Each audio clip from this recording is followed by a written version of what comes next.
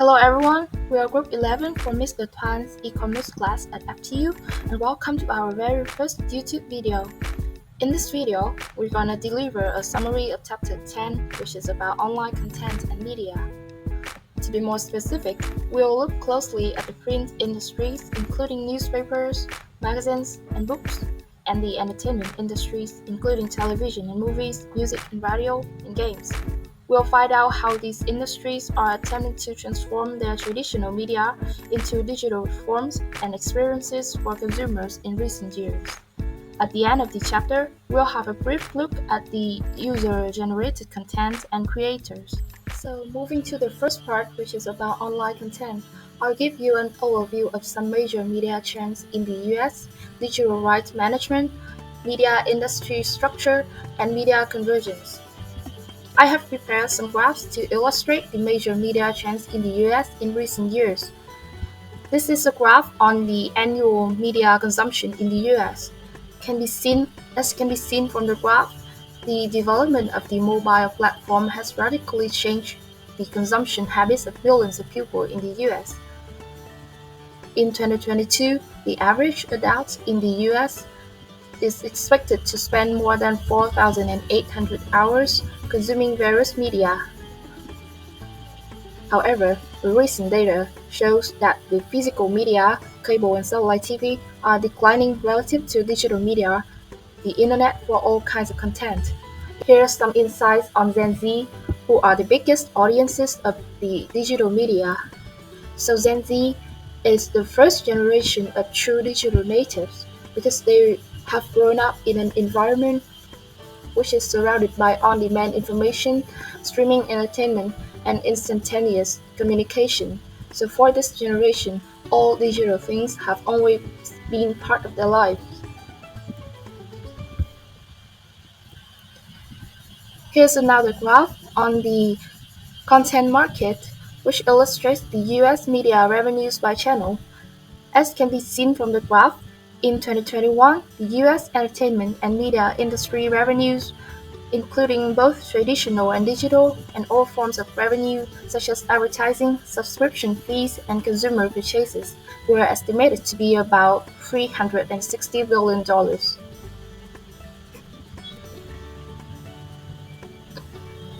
Here's an overview of online content market in the US.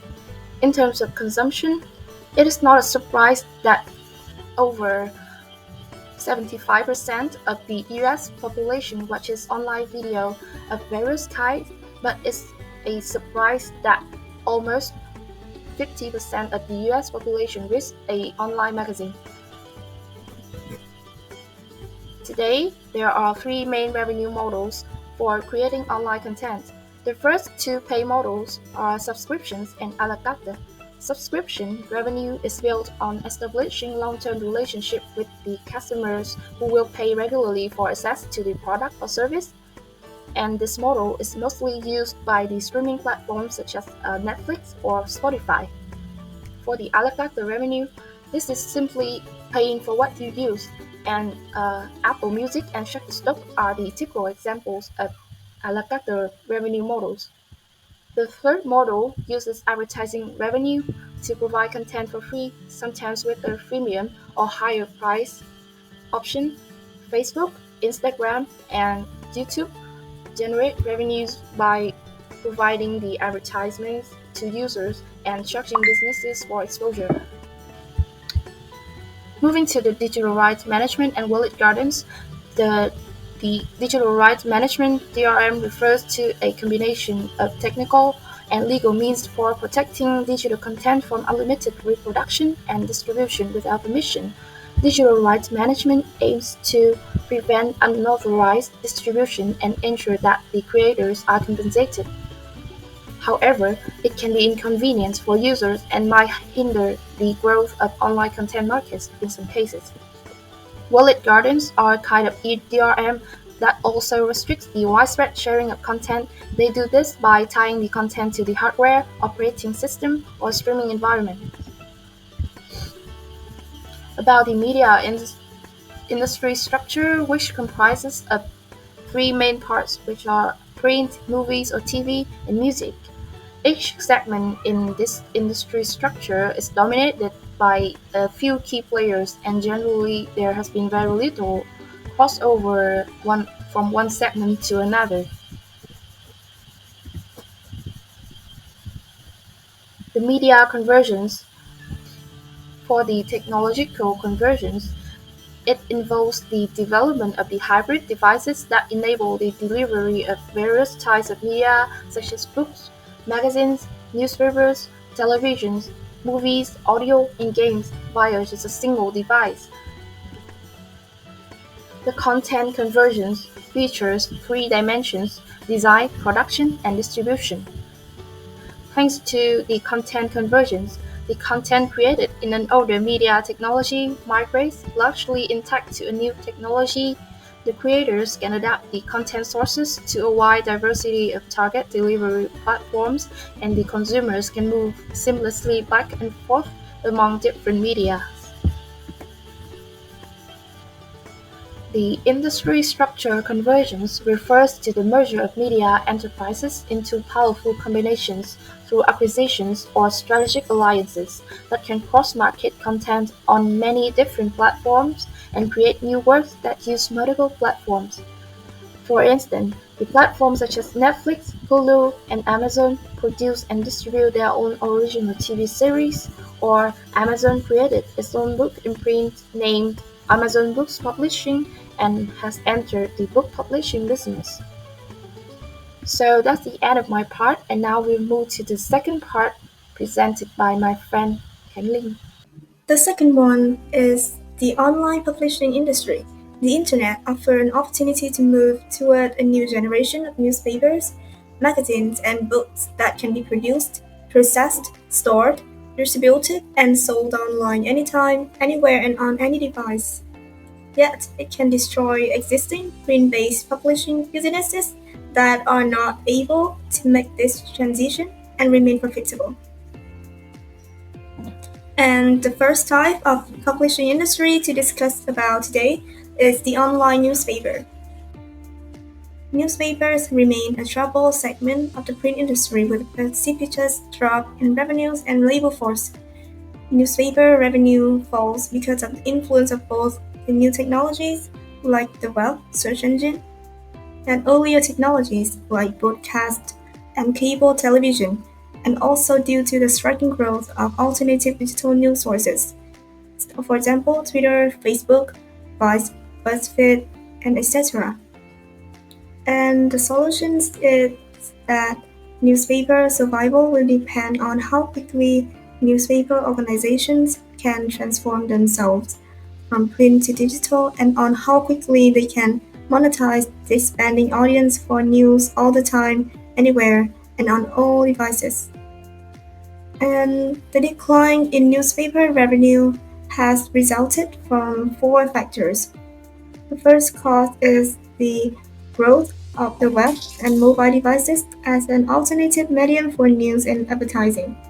The second one is the rise of alternative digital sources for news, commentary, feature stories, and articles. The third one is the difficulty that traditional newspaper firms and their managers have experienced in developing businesses and revenue models. And the last one is the rise of social media and search engines. So now let's move to the evolution of newspaper online business models. And there are three distinct business models developed to adapt to the internet and to the mobile and social platform. The first model is the print-centric from 1995 to 2000. The second one is the integrated print and web from 2000 to 2010. The last one is digital first from 2010 to present. And in the digital first period, three developments in technologies and audience platforms are the rapid adoption of smartphones and tablets and the growth of social networks. The newspapers have to choose between to transform the business or to go out of business. So this period inverts the previous model. Instead of waiting for readers to discover the news, they should actively provide the news on an event venues. And also, journalists have a new role, is to attract the audiences on a personal level. So next, we will learn about magazine rebound on the digital platform. The rise of the internet and better computer screens hurt magazine sales as readers turn to the online news and content. Despite a decline in print sales, magazines are still finding audiences, especially younger adults. Through print, digital replicas, websites, and mobile apps and social media, magazines are looking for ways to adapt, including charging for digital subscriptions and partnering with magazine aggregator apps like Apple News Plus and Flipboard. So the solution is to survive, magazines must create a unique digital, online, and mobile version of the print magazine, without at the same time losing their unique brand and quality. So, successful example like the New Yorker show that magazine can create a strong online presence while maintaining their print identity and attracting paying subscribers. The future of magazines, like newspaper, likely depend on growing their digital subscriber base. And the last part is about ebooks and online book publishing. The internet's impact on book publishing is surprisingly positive. Unlike newspapers and magazines, book publishing has thrived despite the rise of ebooks. Print book sales remain strong, and ebooks are a growing market segment. Ebooks have revolutionized the industry. They offer a new way for readers to consume books and provide a platform for self-published authors, bypassing traditional publishers. The book distribution landscape has shifted.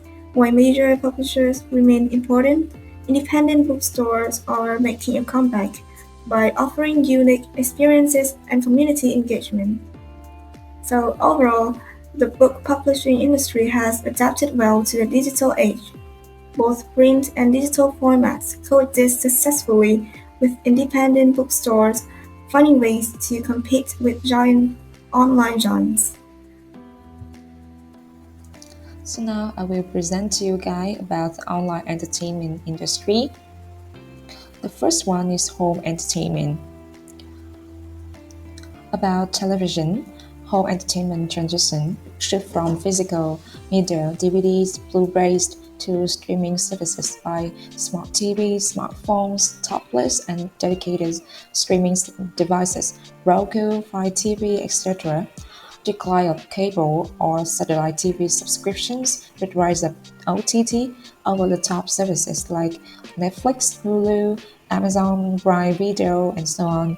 Convenience of downloading or streaming content on demand, with a shift from linear TV viewing to binge watching. Then we move to movie industry. As you can see on the slide, that is the graph about the US home entertainment revenue by format. The major revenue comes from digital format, about 91%, and the rest of the total revenue comes from physical format. Hollywood studios maintain revenue through digital platforms despite declining DVD sales. Role of subscription streaming services SVOD like Netflix, Amazon Prime Video, Disney Plus, etc. Studios use tier release windows, theatrical VOD, SVOD to maximize revenue. Studios face challenges from online distributors who may become competitors like Netflix and Amazon. Piracy remains a constant, though streaming service has reduced its impacts. And the second part of the online entertainment industry is audio industry. Now let's talk about music industry. Recovery after a decline caused by illegal file sharing and declining CD sales. Streaming music service as supported as subscription are the primary revenue source. Digital downloads, iTunes, eclipsed by streaming service, Pandora, Spotify, so on. Low payout to artists from streaming service remains an issue. Music Modernization Act aims to address it. and postcard is now significantly increasing, growing popularity with over 125 million monthly listeners in the US, primarily supported by advertising with revenues expected to reach $3 billion by 2026. Content ranges from user-generated to professional talk shows by major media companies. Hello everybody, my name is Diep Anh, and now I will introduce to you some other factors that contribute to the growth of the online entertainment industry. And the first aspect we will discover is games. Well, there are some interesting facts about the online game industry. The first one is that the online game industry has experienced a remarkable growth, expanding from 6 billion in 2012 to over 60 billion in 2021. And the fact is that video game revenues now surpass those of all other forms of online entertainment, and it is driven largely by the rise of mobile gaming through smartphones, which allow for convenient, on-the-go play without the need for bulky equipment or extended time commitments. As you can see on the slide, one notable example about online game industry is Pokemon Go, a very famous game back in 2021. And Pokemon Go quickly became a global sensation, and it has generated over 6 billion in revenue since its 2016 launch. And moreover, the industry has also transformed by the introduction of smartphones and tablets, which have been popularized free-to-play and low-cost game apps. And the future of digital gaming looks really promising with the advent of two important trends. And the first one is the metaverse. Then the second one is the rise of esports. As you can see on the slide, the title Esports, the future is here. It indicates that the future trend of online game will be mainly the metaverse and esports. To be more specific, esports or professional gaming is growing rapidly, and it is attracting large audiences and significant investments from advertisers. And I think that all of you may have known the famous esports game, and that is League of Legends World Championship. And League of Legends even have big competition and is gradually becoming a really serious activity among the youth nowadays. Okay, so now we will look into a broader insight on technology. And I would begin by saying that during the COVID-19 pandemic, with live sports and other public entertainment cancelled, the online streaming platforms gained popularity. And now I want to introduce to you a very famous and successful case of the online streaming platforms, and that is Twitch. Well, Twitch gained a huge popularity back in the COVID-19 pandemic period. And Twitch nowadays faces competition primarily from Google's YouTube Gaming and TikTok. Before that, Twitch rose to prominence by focusing on video gaming with an emphasis on esports, which, as I have previously mentioned, are organized by competitions of prominent video games that resemble major sporting events. Yes, it is actually the League of Legends World Championship that I introduced to you from the last slide. And Twitch also create a wide range of popularities for streamers, and streamers coming to Twitch found a variety of ways to earn money. And the advent of legalized sports gambling in the United States presents a huge potential revenue stream. However, like other live stream platforms, Twitch also struggled to curb violent live streams. And to tackle this problem, the company has developed two major methods. The first one is to create a safety advisory council involving 8 persons, and these experts will help guide the company through issues of harassment and content moderation. The second one relates to marketing. Twitch rebranded its icon and began to promote itself with a new inclusive slogan, "You're already one of us." And Twitch also released its own studio app, and Twitch Studio app will help novice, new streamers coming to this platform who aren't technologically savvy set up their own streams and begin their own career in Twitch. Hello everyone, my name is Yen, and now I would like to present to you guys about creators and user-generated content. UGC, user-generated content, has been a part of the online experience almost since the beginning of the web, and it has been an important part of the Web 2.0 movement and the development of social media. There are some types of UGC. Firstly is print content, such as newspaper, magazines, and books. Secondly is video, short form or long form. Next is digital audio, music or podcast. And finally is some others such as art or photography. And now we are moved to some ways that creators can earn money based on the content they create.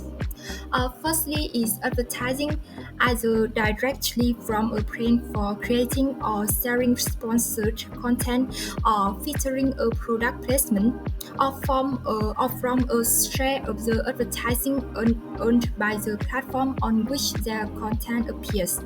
Secondly is selling digital content, both on a per piece basis and on a subscription basis, as well as physical products. And thirdly is getting tips from their fans. Money can come from a fan club or via a donation platform or other types of fan and engagement. And last but not least is offering online courses either on their own platform or on a third-party site, offering a live stream or other online event for fee.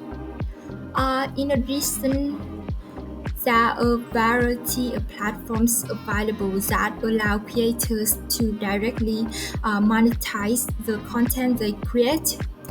Firstly is YouTube.